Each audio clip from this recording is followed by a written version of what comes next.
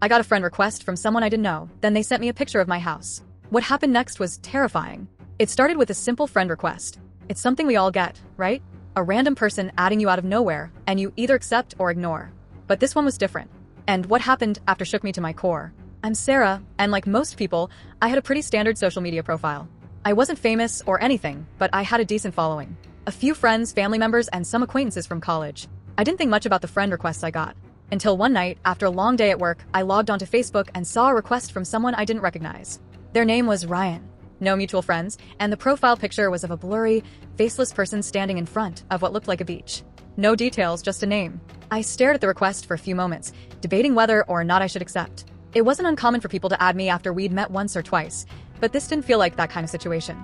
Something about the lack of mutual friends or real information threw me off. But curiosity got the best of me, and I clicked accept. The second I did, a message popped up. Ryan.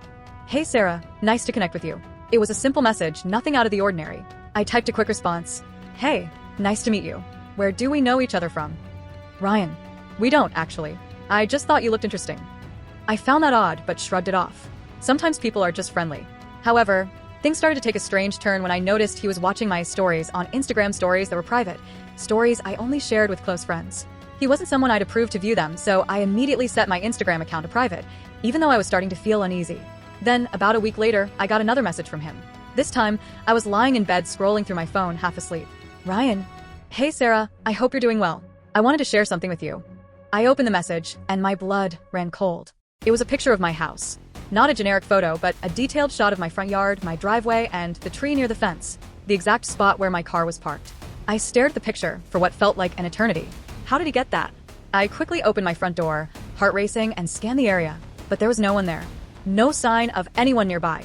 I quickly typed a response, my hands shaking. Sarah, what do you mean by this? How do you have a picture of my house? Ryan, I just thought you'd like to know I'm close by. I've been watching you for a while. Panic surged through me. I instantly blocked the account and reported it, but my mind was racing. I couldn't stop thinking about that photo. How long had this person been watching me? Was he outside my house right now? The next few days were a blur of anxiety. I kept checking the locks on all my doors, always peeking through the blinds, afraid of seeing someone lurking outside. Every little sound, every creak of the floorboards made my heart race. I couldn't focus at work, couldn't sleep.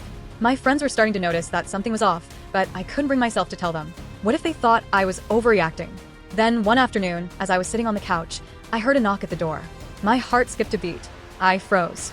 No one ever knocked. It wasn't delivery day, and I wasn't expecting anyone. I slowly walked to the door, peering through the peephole, and there, standing on my doorstep, was a man. My breath caught in my throat. I didn't recognize him. He wasn't wearing a mask or anything, but something about him looked familiar.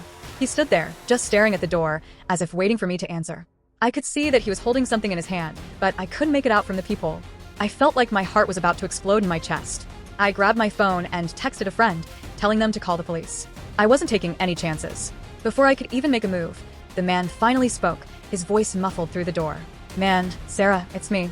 I've been trying to get your attention for a while now. Let's talk. I didn't know what to do. My mind was racing. Who was this guy? Was this the same person who had been sending me those creepy messages?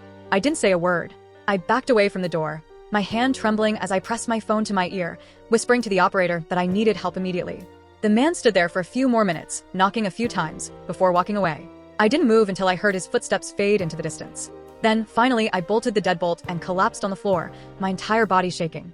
Within an hour, the police arrived. I told them everything, and they searched the area, but they couldn't find anyone. They advised me to file a restraining order, and they even offered to install security cameras around my house. 2 days later, I got another message from the account I blocked.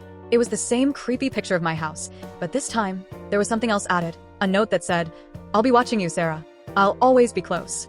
I thought it was over, but then the next morning, I got a notification on my phone. I opened it, and my blood ran cold. It was a new friend request from Ryan. Again. This time, there was a picture attached, a new one. It was a picture of me standing at my front door, looking out the window. I immediately called the police again, but when they arrived, there was no sign of anyone nearby. However, the next morning, I received a message from my blocked account one last time. Ryan, I'm done now. You called the cops, and that's not something I'll forgive. You ruined everything. Goodbye. I had no idea who Ryan really was or why he targeted me, but I took every precaution after that. I had security cameras installed, and I made sure to change all my social media settings to the highest privacy levels. After that day, I never heard from him again. The constant fear, the The feeling of being watched finally stopped. I was able to move on with my life, but I'll never forget the sheer terror of not knowing who was behind that screen or what they would do next. The nightmare was over, at least for now.